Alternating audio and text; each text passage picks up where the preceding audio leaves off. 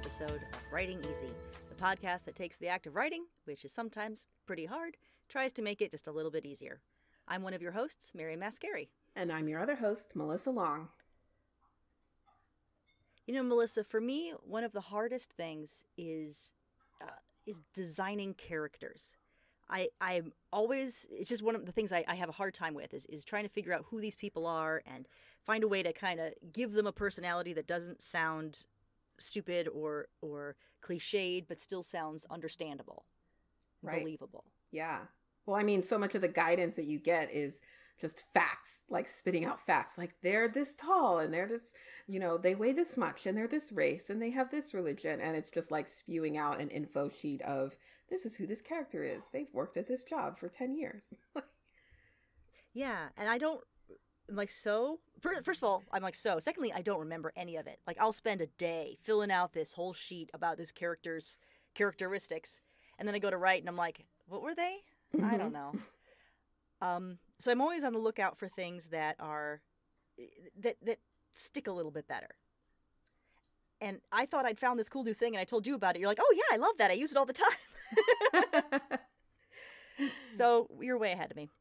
But what we're talking about is a thing called Enneagrams. Is that how you pronounce it? Yeah, the Enneagram. Yeah, Enneagram. That's even better. And do you want to explain what those are since you knew about it first? Yeah. So the Enneagram is like a personality assessment. It's kind of similar to Myers-Briggs, but Enneagram is more focused on like the nurturing aspect and how we perceive our self-worth and our motivation. And it derives from our childhood experiences. So it's like foundational things that we were taught and that we absorbed as children that shape how we see ourselves in the world. The nice thing about Enneagrams is there are 9 of them. Unlike Myers-Briggs, where there are, a ton. What, there are a ton of them. So, I don't even know. It's 16, 16 20? or 32. Yeah. Oh, yeah, maybe. Yeah. Maybe there's 32. 4. There's a lot. Yeah, there's a lot. And it's very hard to keep that in your head. Enneagrams there are 9 of them. And they have an archetype. They have what are called wings, where they're kind of, you can kind of get the edge cases a little bit. So you could make that 27, but you don't need to. 9. I keep 9 in my head. They all have an archetype. And what I found really helpful is, if you do more research, you can come up with these great little scenarios or shortcuts or things like that help you grab onto them. So for me, what I found most useful for the Enneagrams is every one of the 9 has a fear, like a basic fear that goes with them.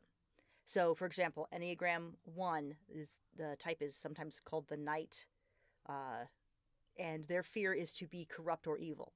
So then, when I know I'm going to create a character, I can start from there. What are they afraid of? Okay, and then, this person's afraid of being corrupt or evil. Now I can look through all the Enneagram stuff and come up with ideas of things I can use. I mean, it's great for thinking about, like, for folks who get stuck on plot and are letting the plot drive them in the story. This is a really great tool because it forces you to go back and look at what's happening in that plot and think, like, how does this character respond to that stress or that trigger, right? Are they responding out of fear like a type 1 person because that's hitting on some core part of that personality? Or do they respond with aggression, right? And overconfidence, right? So it allows you to also be consistent with your emotional responses to different events. And to differentiate between the different characters as well. So you don't have everybody doing the same thing. You don't have everybody doing what you do, which is my problem, is they're all me, which of course they're all me. I mean, that's how writing works, right? It's all different parts of your personality, la, la, la. But I can't have them all be the same. So I'll have one character be the knight or the perfectionist. That's one has different things.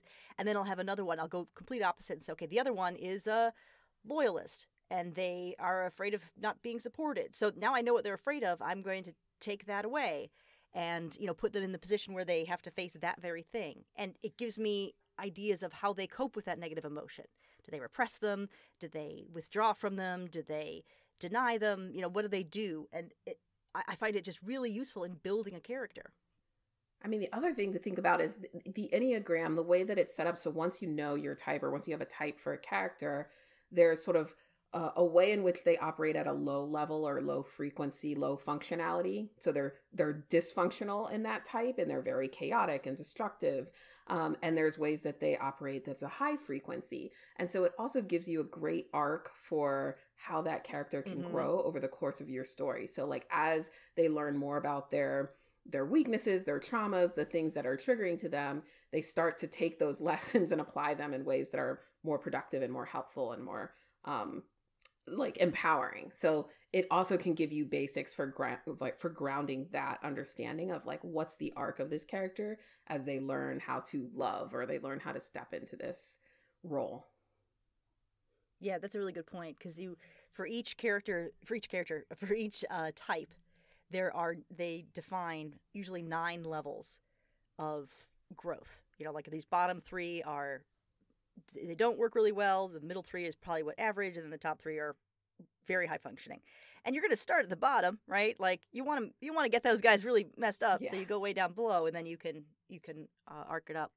You can also see they have obviously compatibility stuff, so you're going to want to put characters together that are incompatible, and get that drama there.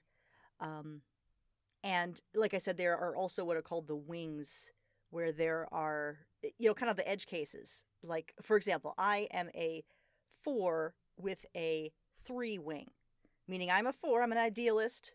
My fear is being insignificant. I express myself through arts, my emotional needs, all that sort of stuff. But I also have a little bit of the performer in me too. And so that little overlap means that I'm a 4 with a 3 wing. I've just revealed a little bit more about myself than I want to, but anyway. So you can add shades, so you don't only have 9 characters to go from. You can have shades, and I'm sure you could write 2 different characters with the same type, and they'd be completely different. But I think it gives you a nice framework to start from, and feel free, obviously, to ignore anything that doesn't work for you. But I always have such a hard time of just coming up from things whole cloth like that, just like I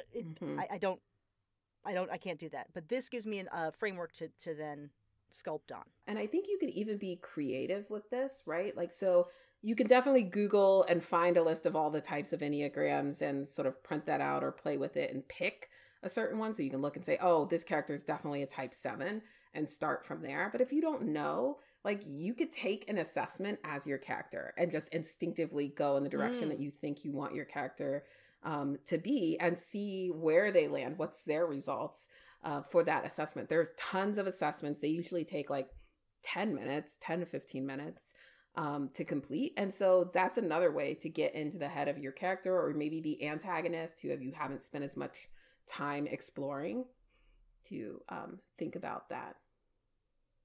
That's a great idea. And you shouldn't have to pay for them. There are ones that you pay for, but there's plenty of free ones, and they'll be just fine. Exactly. The pay ones are for those are for different things. I actually found a book called the Visual Enneagram, where it's a very short little book. I got it as an ebook, but it's really handy because what they did is they drew a little graphic that sort of sums up the type. It's the sort of thing you'd put on Instagram. And in fact, that's where, or not Instagram, Pinterest. And that's where I first found it. Or Instagram, I suppose. But I like that because then I put that little graphic next to the picture of the character. And then I've got a little encapsulation of the character that I can refer to very quickly. Because I get confused. First of all, I write things with 62 different characters. And so it does get hard to keep them straight, even though I'm the one who created them. So I can have little cards with, okay, here's the picture and here's the Enneagram. All right, got it. I now have the encapsulation of that character. I can get back in their head and work with them. So that book is really helpful. It's called the Visual Enneagram.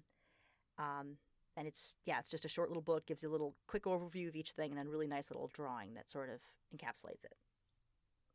It's great. I love that. And I know that one of the challenges that I often face, especially when I'm in the review, like the revision stage of editing, I'm going back and I'm looking to make sure like I've got the emotional beats in the story. Because like when I'm writing, I just get so into like the execution mode and telling the story and the plot and the logic and the consistency. And I often forget to have like, make sure my characters are having an emotional response to what's happening and that it's not all the same. And this is a really great, quick, systemic way of like going through that, because I can go scene by scene and I can look at the character and I can read their dialogue, or I can see their actions and I can think, ooh, like what was their Enneagram type? Oh, like they would not say this, right? Or they would not respond in this way. They would be quiet, or they would be reflective, or they would be beating themselves up. So this is the kind of way that they're going to project or, you know, attack, right? Sometimes people get very defensive. And so knowing that, I can go back and fine tune the dialogue or the actions of each scene for each character based on like their Enneagram type. It's just a quick way for me to go back and gut check that, make sure that I'm including that in the content. And this is not to say that these are stock characters that you're going to just pull and they're, you know, fully formed, and so they're all going to be the same. This is a framework. This is an outline. And then you're going to fill in the gaps with your own stuff and make them your own. So they're not going to be molds. They're not, you know, boilerplate characters. It's a type, an archetype. Yeah, I think I've said that. I'm going to just keep repeating myself over and over. Now, have you ever used the arrows? Like there's the growth arrows and the non-growth arrows, which I've never gotten into those. Have you used those? Do you know what I'm talking about? Yeah, I know what you're talking about, and I don't find them useful as well. And I think it's because I don't quite understand or see them in my own typing and personality. So like it's hard for me to then use them for characters. Because I feel you kind of start over. Like that doesn't, So what I'm talking about is when you look at start reading into Enneagrams, you'll see places where they say, oh, well, and I have these numbers wrong, so I apologize, but like, oh, the 5 grows at their strongest, they start acting more like a 1. And then at their weakest, they start acting like an 8 or whatever. And I'm like, well, now you've just completely blown the whole system up, because now if he's a 1, I'm starting all over. So I don't, I also, like you, Melissa, I just ignore him because it doesn't serve me at all. If anyone does, great, let us know, because I don't know how to use that tool. Yeah, but I think it like goes back to this idea that there are different ways for the same people of the same types to show up. Right. So you could, like you were saying, you could do 2 or 3 different people, but you could do 10 people that are all the same types that are going to show up differently depending on like where they are in terms of the functional and like how functional they are as a type 3 or a type 5, but also those arrows as well. And we're in constant flux, right? At different points in our lives or different events happen, and it can push us up or down in terms of how we react and how we engage. So what I would recommend to use this tool is to look at your characters, whether they exist or yet or not, using this model, and then come up with the fill in the details. You know, fill in the backstory that would get them to this point. What happened when they were young to make them like this? And what are the specifics of how, yes, they fear worthlessness, but how does that express in this character in this circumstance? So go through that, and I think you'll find some really good stuff. And, you know, another fun thing to do is to, when you're reading something or watching something, try to type people. Obviously, the first thing you're going to do is you're going to type yourself, right? We all, like, this is true? Yes? You're going to work on yourself first. Yeah, I think so. I mean, obviously. Yeah, like, you don't have to. Like, okay, well. I mean, you. Well, but who's the most interesting person you want to know about? Yourself. So, I did myself first, you know, and and that was really cool. But, so do this for your characters and see what you get. Just don't spend too much time on yourself, because that's procrastinating. And you can use other systems too. I know people use Zodiac. You know, they had like, here's their sign, and they make up full charts for everything. You know, if you want, if that's works for you, if you know it, or, you know, Myers-Briggs, you could do that too. But what I like about Enneagrams is they're a lot simpler, at least to me. Yeah, I think they can be simplified. They can also be complex, because we're talking about wings and we're talking about directions and levels, right? So you can get as detailed and in depth as you want, or you can keep it at the 9 or even the 3, because each of the 9, like, they break into 3 central groups of like the heart, the head, and the gut. And so you could even just start there, right? You could make it as simple as you want. That's going to be effective for you. Mm-hmm. Yeah, just use with any writing advice, use what works and ignore everything else. But I would encourage people to do it for themselves, because I have found some insights in how I show up as a writer and where I find blockages based on my Enneagram type. And I'm a type 3, and so I am very much like, I don't take criticism and rejection well. And that has been that fear of rejection has kept me from submitting things. And that idea of perfectionism and like what I put out there has to be perfect. Like that's all rolled into the Enneagram 3 type. And so now that I know that, and I know that that's my sort of base, it's easier for me to recognize when I'm procrastinating or when I'm stalling because of that versus the quality of the work, or to know that I need to separate a bad review from my self-worth, right? That's somebody's response to a project, and it's just a project, and it stops there. It doesn't impact me as a person and my value. Yeah. Also good for relationships. You know, I know my husband's type, and that like, okay, yep, this is just what that happens. So, honey, if you're listening, you're a 6, so that's how that works. Yeah. I think we've covered that pretty well. I think I just recommend you go out, if you Google Enneagrams, you'll find all kinds of great stuff, and hopefully this will give you some helpful tips.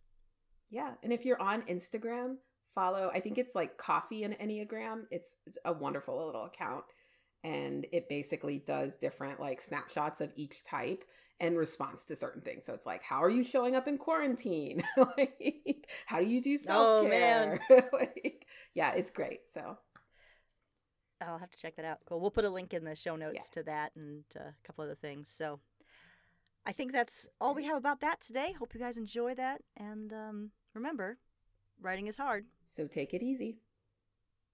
I'm Mary. And I'm Melissa. See you guys next time. Bye.